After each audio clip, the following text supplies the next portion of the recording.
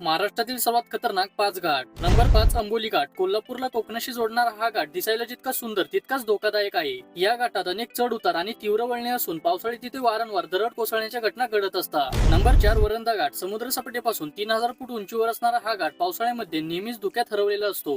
अरुंद रस्ता आणि बाजूला असणारी दरी यामुळे वाहने चालवत असताना इथे मर्यादित वेग असणे अत्यंत गरजेचे आहे. नंबर 3 माळशेज घाट. मुसळधार पाऊस आणि रस्त्यावर कोसळणारे धबधबे यांमुळे पावसाळ्यात या घाटात पर्यटकांची मोठी गर्दी पाहायला मिळते.